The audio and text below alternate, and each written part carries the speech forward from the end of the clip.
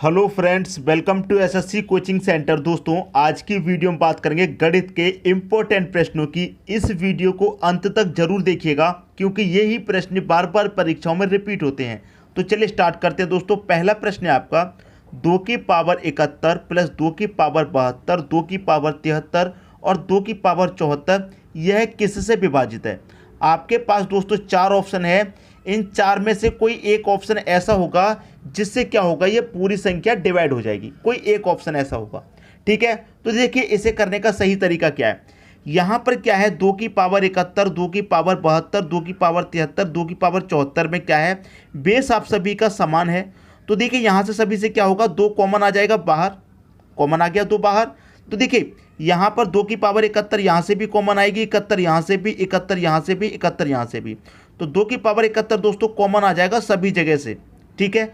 अंदर क्या बचेगा, 2 की पावर 71 पूरा कॉमन चला गया तो यहाँ 1 बचेगा, प्लस यहाँ से 2 की पावर 71 चला गया तो 2 की पावर कितना बचेगा, 1 बचेगा, क्योंकि 71 चला गया पावर 72 है, 2 की पावर 1 बचेगा, प्लस यहाँ 71 चला गया तो 2 की पावर 2 बचेगा, प्लस यहाँ से 71 चला गया तो 2 की पावर 3 बचेगा, ठीक है। अब इसको हम सॉल्व करेंगे। 2 की पावर 71, ठीक है, 1 रहेगा, प्लस 2 की पावर 1 का मान 2 ही रहेगा, प्लस 2 की पावर 2 का मान 4, प्लस 2 की पावर 3 का मान 8, सबको जोड़ेंगे। यहाँ पर क्या है, 2 की पावर 71 गुने 1 और 2 3, 3 और 4 7, 7 और 8 कितना हो जाएगा, आप कहेंगे सर 15। ये 15 इन ऑप्शन में से जो पूरा पूरा कटेगा, इन ऑप्शन में से इस 15 को जो पूरा काट देगा वही आंसर है। 9 से काटेंगे क्या कटेगा, नहीं कटेगा। 3 से काटिए, 3 से 15 पूरा पूरा कटेगा। 5 बार में किसने डिवाइड किया है, 3 ने डिवाइड किया है। तो कह रहा था यह किससे विभाजित है, 3 से ये पूरी संख्या विभाजित है। दोस्तों ये आपके प्रश्न का सही आंसर आ गया, बी ऑप्शन 3 नंबर। सबकी समझ में दोस्तों बात आ गई। अगर इस तरीके का प्रश्न आपके सामने आएगा तो कैसे आपको सॉल्व करना है अच्छे से समझ गए हैं। अगर नहीं भी समझे तो कोई बात नहीं, इसी टाइप का हम एक और प्रश्न देखेंगे और अच्छे तरीके से समझेंगे, ठीक है दोस्तों। अब देखते हैं अगला प्रश्न। अगला प्रश्न है 3 की पावर 51, 3 की पावर 52, 3 की पावर 53, 3 की पावर 54 यह किससे विभाजित है। तो यहाँ पर क्या है, 3 समान है तो 3 की पावर 51 यहाँ से भी कॉमन आएगी, यहाँ से भी, यहाँ से भी, यहाँ भी से कॉमन ले लेते हैं। 3 की पावर 51 कॉमन ले लिया तो यहाँ पर 1 बचेगा, प्लस 3 की पावर 51 चला गया तो 3 की पावर 1 बचेगा, प्लस 3 की पावर 51 चला गया तो 3 की पावर 2 बचेगा। 3 की पावर 51 तक चला गया, 54 में से 51 चला गया तो 3 की पावर 3 बचेगा, ठीक है। सॉल्व कीजिए।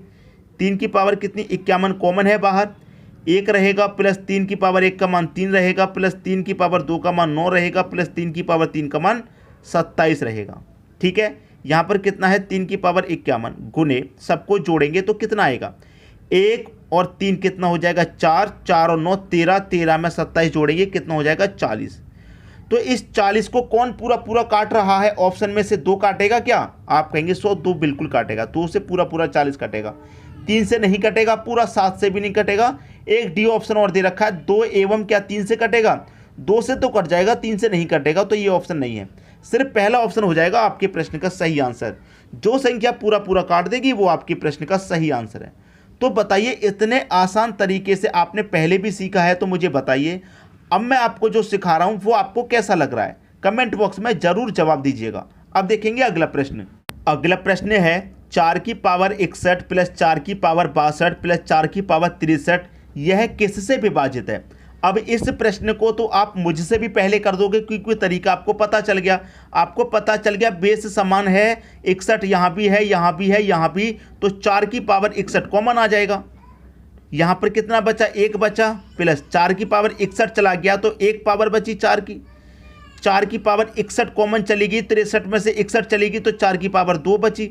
मुझसे पहले आपने कर दिया होगा, ठीक है। अब इसको सॉल्व करेंगे, 1 रहेगा, प्लस 4 की पावर 1 का मान 4 ही रहेगा, प्लस 4 की पावर 2 का मान 16 होता है। सबको जोड़ देंगे कितना आ जाएगा, 4 की पावर 61 है यहाँ पर गुने 4 और 16 20, 20 में 1 जोड़ूंगा 21 आएगा। तो इस 21 को जो पूरा पूरा काट देगा ऑप्शन में से वही तो आंसर होगा।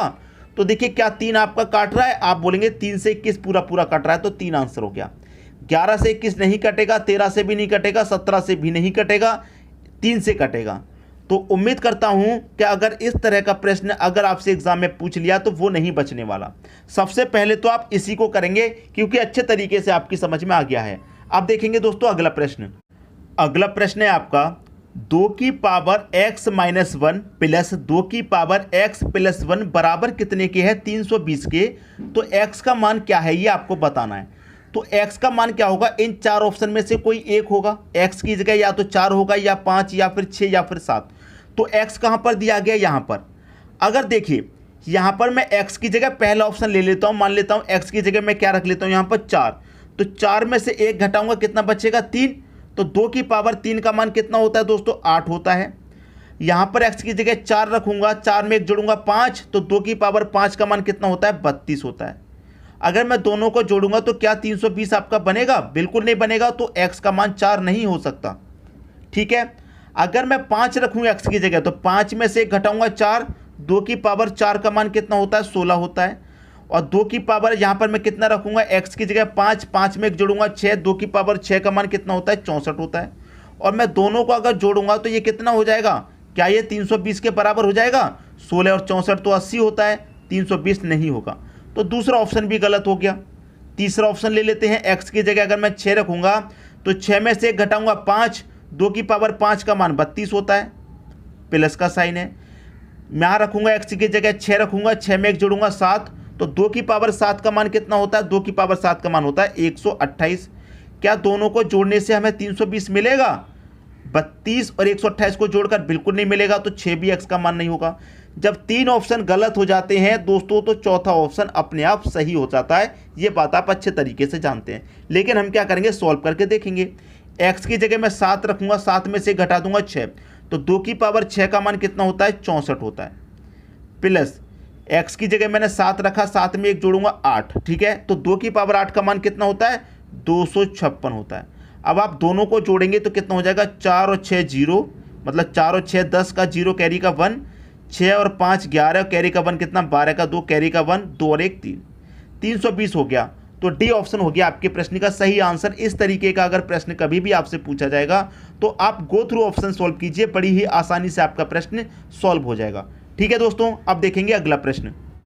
अगला प्रश्न है आपका दोस्तों, इस प्रश्न के आगे आप इम्पोर्टेंट लगा लेना। इम्पोर्टेंट लगाना पहले ही बता रहा हूं क्योंकि इस प्रश्न में जो जानकारी आपको सीखने को मिलेगी वो बहुत इम्पोर्टेंट है। और यही प्रश्न इम्पोर्टेंट होता है जो एग्जाम में पूछा जाता है, क्योंकि अगर आपको जानकारी पूरी तरीके से नहीं है तो सवाल गलत हो जाएगा। अब 2 की पावर x माइनस 1 माइनस 4 की पावर x माइनस 3 बराबर 0 के आना चाहिए। तो x का मान क्या है, पिछले क्वेश्चन की तरह ही सॉल्व करेंगे। अगर मैं x की जगह 2 रखूं तो 2 में से 1 जाएगा, 1 बचेगा, 2 की पावर 1 का मान 2 रहेगा, ठीक है। साइन माइनस का माइनस रखूंगा, 2 रखूंगा दोस्तों x की जगह, तो प्लस के 2 में से माइनस का 3 जाएगा तो माइनस का 1 आएगा, तो 4 की पावर माइनस का 1 आएगा, ठीक है। तो आंसर 0 नहीं आएगा, तो पहला ऑप्शन गलत हो गया। अगर मैं x की जगह 3 रखूं तो 3 में से 1 जाएगा 2, तो 2 की पावर 2 का मान कितना होता है, 2 की पावर 2 का मान 4 होता है। x की जगह 3 रखूंगा, 3 में से 3 जाएगा तो कितना आ जाएगा, 4 की पावर 0 आ जाएगा, और बीच में किसका साइन है, माइनस का। अब यहाँ पर यहीं पर जो इंपॉर्टेंट बात है वो यहीं पर है समझने की। मैंने x की जगह 3 रखा, 3 में से 3 को घटाया, 4 की पावर 0 आ गई। अगर 4 की पावर 1 आ जाती, याद रखना आप जानते हैं कि 4 की पावर 1 का मान कितना होता है, 4 होता है।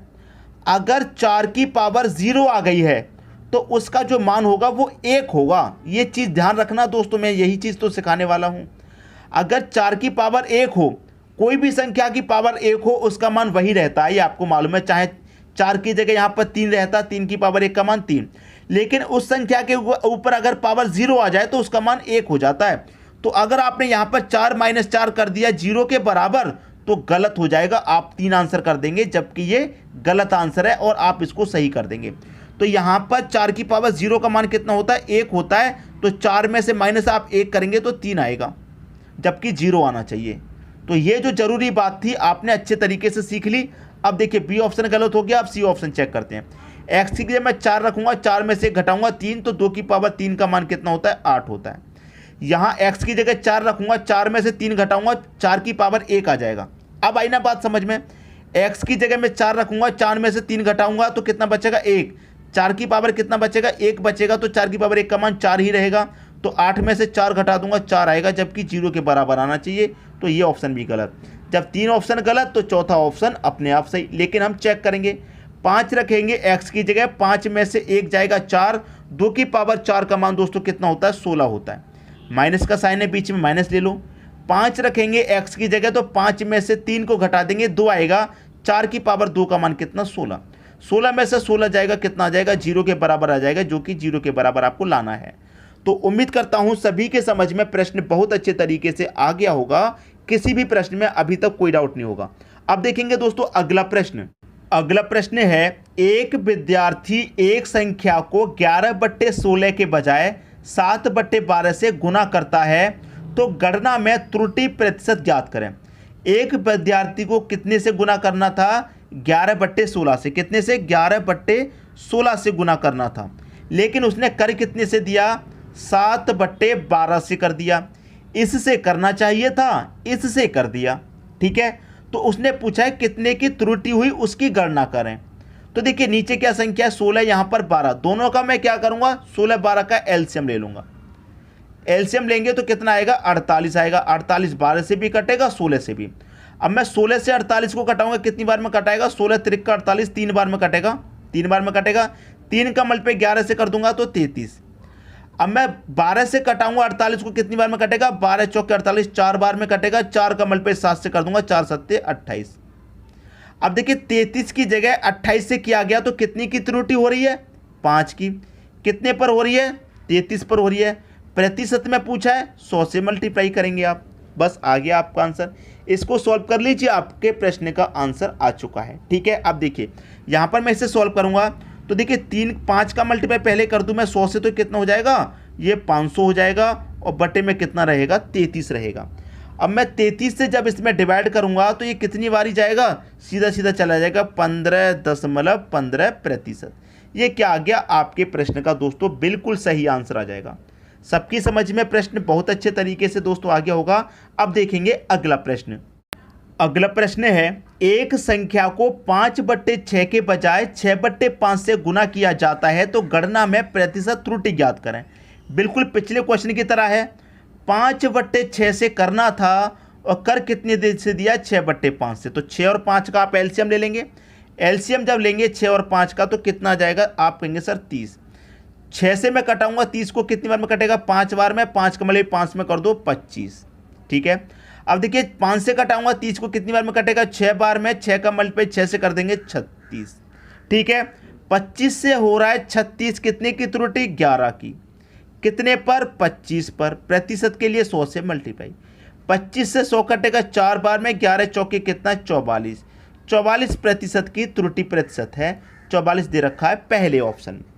तो मैं उम्मीद करता हूं दोस्तों सभी को सवाल बहुत अच्छे से समझ में आ गया होगा। जितने भी प्रश्न कराए हैं सभी बहुत अच्छे से समझ में आ गए होंगे, किसी भी प्रश्न में कोई भी डाउट नहीं होगा।